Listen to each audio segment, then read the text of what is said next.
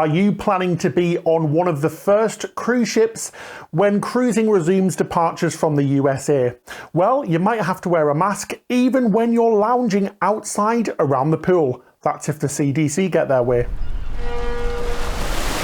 Well, ahoy there, cruisers. We're Ben and David. Before we begin, please make sure you do hit that subscribe button below. If you missed the show yesterday, we were talking about simulated sailings, so make sure you go check it out. In short, basically, cruise lines can avoid the complicated simulated voyages by simply requiring the vast majority of crew and passengers to have an approved COVID-19 vaccine. One downside of a vaccine requirement is that it would severely limit the number of children being allowed on board ships for the time being, as 95% of all passengers would have to be vaccinated.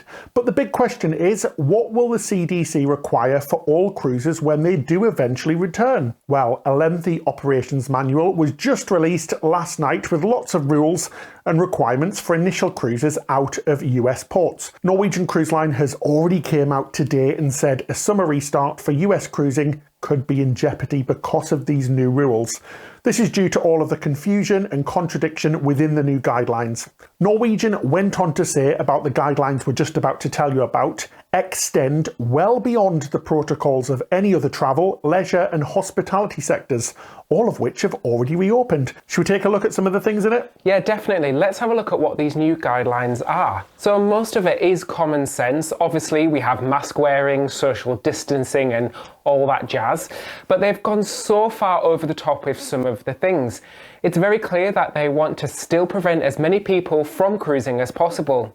The manual specifically says that cruise lines operating out of US ports will be required to ensure bathers wear masks while congregating outside of recreational water facilities and while seated on the pool deck area. So basically that means you're going to have to wear a mask on a social distanced sun lounger outside when everyone on board has had the vaccine. Overkill much? Well, we think so, yeah. Absolutely. Whilst we think masks should be worn inside until at least this pandemic is over, outside and socially distanced while vaccinated is a step too far in our opinion. The CDC does not require any of this stuff for anywhere else. It's a bit ridiculous.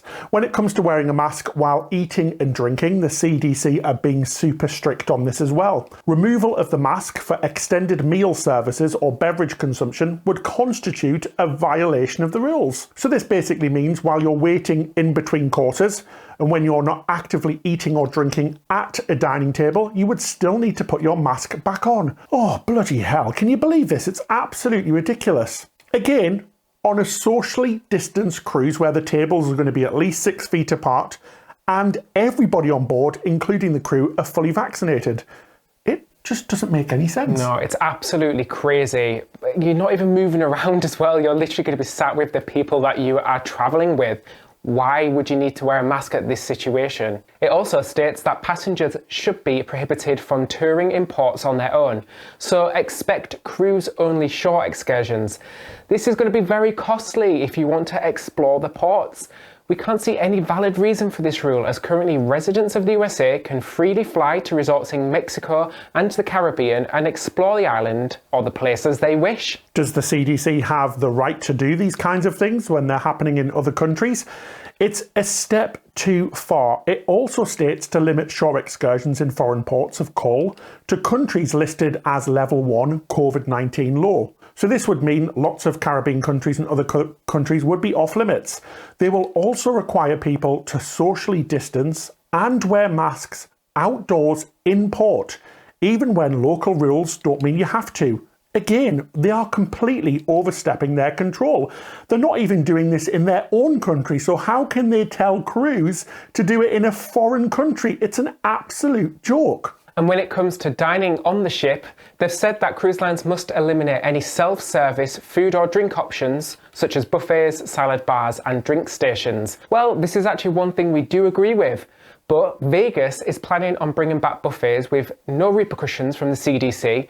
It just highlights the imbalance here between cruise and other forms of vacation. Well, talking about highlights, let's take a look at some of the other things in this manual. Cruise ships are going to be required to have an onboard laboratory to test for COVID-19. Crazy. Cruise lines are happy to do this, but no other form of transport is needing this. And if possible, they want cruise lines to use wearable proximity technology to alert people they have gone too close to somebody else. Let's not forget, for a little bit of context here, on an aircraft there is no 6 feet rule of social distancing. If you fly from one coast to the other, you are allowed to sit 6 inches from a complete stranger for over 4 hours.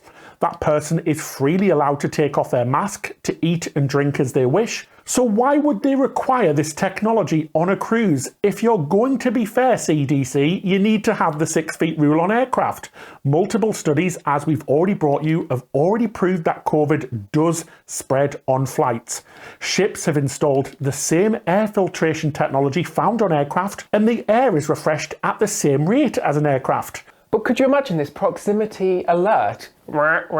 Step back from your fellow passenger, you're too close, you're too close.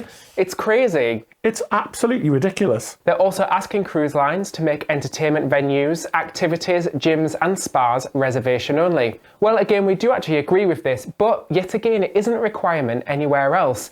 We're just trying to highlight the level of disparity here between what the CDC is requiring crews to do compared again to other forms of vacation. They also suggest providing alternative meal service options, such as pre-packaged grab-and-go meals to eat in your own cabin.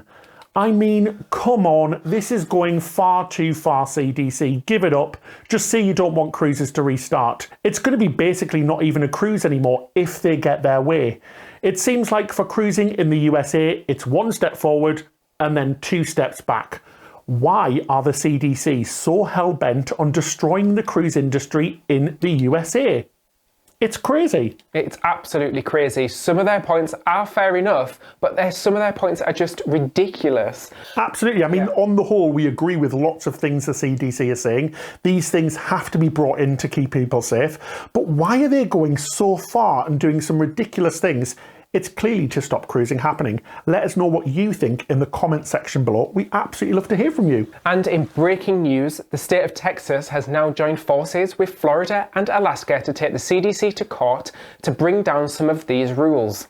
And I know we've mentioned this again, but these cruises are going to have fully vaccinated passengers on board. Absolutely. We still know that the COVID can still spread and still affect people, but on 99.9% of all cases, there's no severe illness, no need for hospitalization.